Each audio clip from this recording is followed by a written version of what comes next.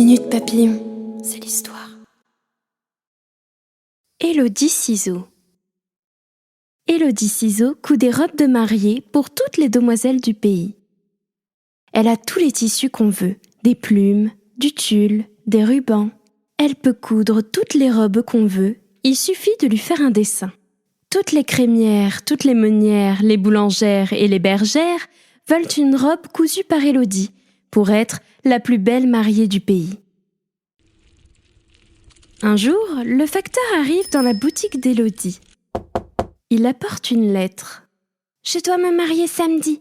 Faites-moi une robe avec 1 million de petits plis et une traîne de 6 mètres. Signé, Mademoiselle la plus jolie. » Élodie se met au travail, elle coupe, elle repasse, elle plie. Tout d'un coup, elle s'aperçoit que le facteur est toujours là. Il dit « Je n'ai pas d'autre lettre à apporter cet après-midi. Si vous voulez, je peux vous aider ?» Élodie répond « D'accord, tenez-moi les plis, je vais les repasser. » Le facteur obéit. Tout en travaillant, il rit avec Élodie. Il raconte « Hier, mon vélo s'est cassé et j'ai dû porter toutes mes lettres à pied. » Élodie répond « Moi aussi, il m'arrive que ma machine tombe en panne. » Et voilà, l'après-midi est fini. Il fait nuit. Le facteur s'en va. Élodie coud toute seule jusqu'à minuit. Mais le lendemain, le facteur revient. Il apporte une autre lettre. « J'ai bien réfléchi. Pour mon mariage samedi, je serai beaucoup plus jolie avec une salopette short très courte, avec 1 million de petits boutons. Signé, Mademoiselle la plus jolie. » Élodie n'est pas contente. « Oh, mais elle me prend pour qui, cette la plus jolie ? C'est une belle girouette, oui, mais qu'elle se marie en maillot de bain et qu'elle me fiche la paix. » Mais le facteur la supplie. « S'il vous plaît, mademoiselle Élodie, laissez-moi vous aider. Je me suis dépêchée, j'ai porté toutes mes lettres ce matin. » Élodie répond. « D'accord, voilà le maître. Marquez la place des boutons, je vais les coudre. » Le facteur obéit. Tout en travaillant, il chante des chansons et Élodie chante avec lui. Et voilà, l'après-midi est fini. Il fait nuit, le facteur s'en va. Élodie coud jusqu'à minuit. Mais le lendemain, le facteur revient. Il apporte encore une lettre.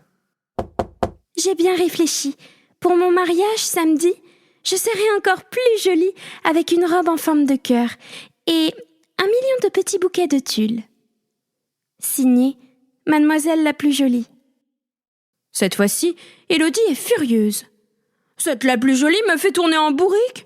Dites-lui d'aller voir ailleurs si j'y suis. Pour son mariage samedi, elle n'a qu'à coudre un panier avec des bananes. » Mais le facteur la supplie.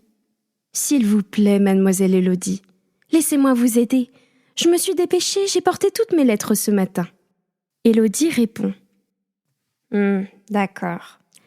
Faites un grand cœur avec du fil de fer, je vais tendre le tissu dessus. » Et voilà, l'après-midi est fini, et la robe en forme de cœur aussi. Il fait nuit, le facteur s'en va, Élodie veille jusqu'à minuit, elle a envie d'écrire des poésies. Mais le lendemain, le facteur revient. Il apporte une lettre. « J'ai bien réfléchi. Pour mon mariage samedi, je vais me bricoler une robe genre Tour Eiffel, avec des phares et des lampes clignotantes. En tout cas, je vous invite à la noce avec le facteur. Signé, Mademoiselle la plus jolie. »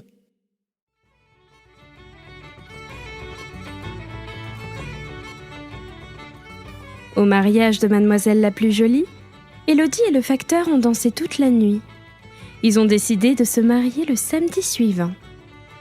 Du lundi au samedi, ils ont cousu la robe de mariée d'Élodie, avec des millions de boutons dans le bas et une traîne de 12 mètres, avec 1 million de petits bouquets de tulle.